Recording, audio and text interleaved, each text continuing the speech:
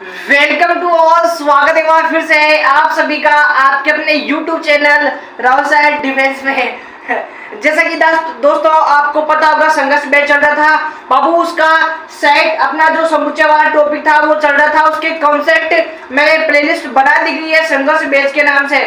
जिस भी टॉपिक में आपको दिक्कत है वो आप क्या कर सकते हो, प्लेलिस्ट में चेक कर सकते हो। आज का जो वीडियो रहने वाला समुच्चय में यानी यूनियन ऑफ सेट रहने वाला है, यानी समुच्चय का हमें यूनियन निकालना है। कैसे निकालेंगे देखो बाबू, पहली बात तो आपको ये पता होना चाहिए कि समुच्चय का यूनियन होता क्या है, उसके बारे में फुल डिस्कस करने जा रहे हैं।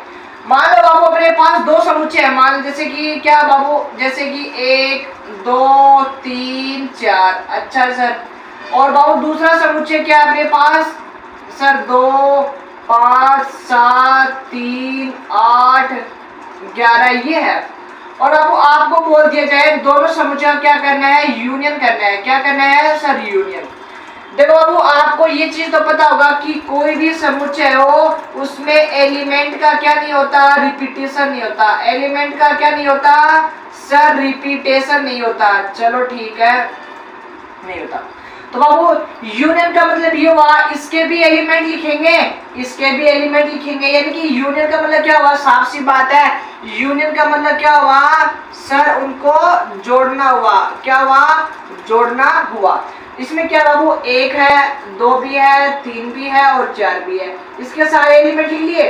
अब इसके लिखेंगे बाबू, इनमें से कोई एलिमेंट जो मैंने पहले लिख दिया है वो फिर से नहीं लिखना है। जैसे कि 2 है, 2 मैंने पहले लिख दिया, अब लिखेंगे 5, लिख दिया 5। अब लिखेंगे 7 7, 3 पहले से आ चुका है, 3 लिखेंगे। कौन लिखेंगे? 8। फिर क्या लिखेंगे? 11। ये क्या आ गया बाबू? अपने पास समुच्चय का यूनियन आ गया। सर नहीं समझ में आया? चलो देखो नहीं समझ में आया तो बाबू जैसे मेरे पास आ गया A B और C, ये आ गया, ठीक है। और दूसरा समुच्चय मेरे पास आ गया लाला, कौन सा? 1 2 और 3। अब मुझे क्या करना है? इन दोनों समुच्चय का यूनियन लेना है। क्या लेना है बाबू सर? इन दोनों समुच्चय का यूनियन लेना है। तो देखो भाई सर, पहले तो मैं A के एलिमेंट लिखूंगा, फिर B के लिखूंगा, फिर C के लिखूंगा सर, फिर A के लिखूंगा, 2 और 3 ये लो। तो कहने का मतलब इसके भी एलिमेंट लिखूंगा और इसके भी एलिमेंट लिखूंगा। जिनका हमें यूनियन पूछा है उसके सारे एलिमेंट लिखेंगे, लेकिन नंबर ऑफ एलिमेंट का जो क्या नहीं होना चाहिए, रिपीटेशन नहीं होना चाहिए। जैसे बाबू वेन डायग्राम में समझने की कोशिश करते हैं। बाबू अपने पास वेन डायग्राम तो आपको मैंने अभी तक बताया नहीं, लेकिन मैं फुल डिस्कस में क्या करूंगा, इसको डिटेल में समझने की कोशिश करेंगे। लेकिन सुनो बाबू, वेन डायग्राम है, अपने पास एक समुच्चय A है, एक दूसरा समुच्चय B है। तो बाबू अगर हमें क्या चाहिए, A यूनियन B चाहिए। क्या चाहिए? A union B। तो बाबू अपने पास ये जो है ना, ये कौन सा समुच्चय है सर? ये A समुच्चय है, ठीक है सर। सर दूसरा समुच्चय B है, तो बाबू ये क्या हुआ? अपना B समुच्चय हुआ। क्या हुआ बाबू? B समुच्चय। ये अपना क्या है? A यूनियन B है।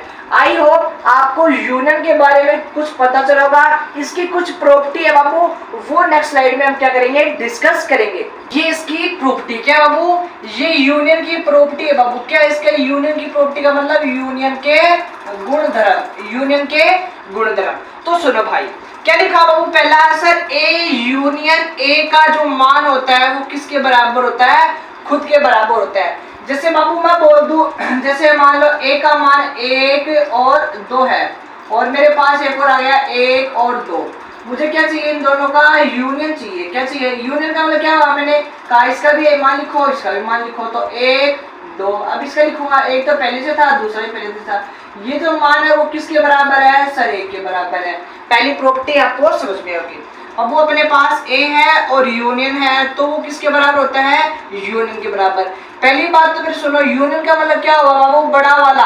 क्या हुआ? इतना याद रखना बस, बड़ा वाला। अब सुनो, जैसे बाबू मेरे पास मान लो यूनियन मेरे पास आ गया 1 2 3 4 और 5, और A मेरे पास आ गया 1 और 2।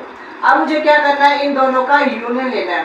तो लो सर, पहले मैं इसका मान लिखूंगा 1 और 2। अब इसका लिखूंगा, 1 लिख दिया, 2 लिख दिया। कौन लिखूं? किसको लिखूंगा? 3 4 और 5। क्या ये वाले मान इसके बराबर है क्या?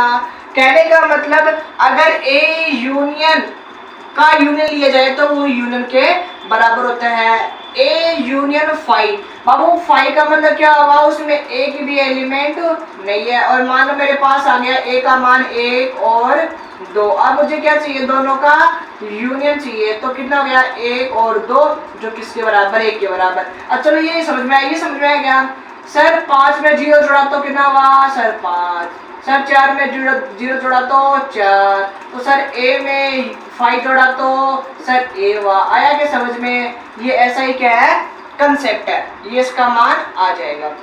सर चाहे ए यूनियन बी निकालो चाहे बी यूनियन ए निकालो, बात एक ही है। जैसे कि मैं बोल दूं 5 + 3 कर लो चाहे 3 + 5 कर लो, बात क्या बाबू सेम है, बात क्या बाबू सेम ही है। चलो जी अब देखो ये क्या है साचार्य का नियम है, यानी कि ये वाला मान इसके साथ जुड़ जाएगा और अपने पास जो सी था वो कहा जाएगा बाहर आ जाएगा, यानी लास्ट वाला बाहर और ये वाला इसके साथ क्या जाएगा यूनियन के साथ। ये क्या आ गया साचार्य का नियम। आपको ये नहीं पूछा, ये पूछेगा, केवल आपको क्या करना है इन चीजों को याद रखना है। आज के इस वीडियो में केवल हमने क्या किया है यूनियन के बारे में और यूनियन की प्रॉपर्टी के बारे में क्या किया है डिस्कस। मिलते हैं नेक्स्ट वीडियो में, तब तक बने रहिए मेरे साथ। जय हिंद, वंदे मातरम।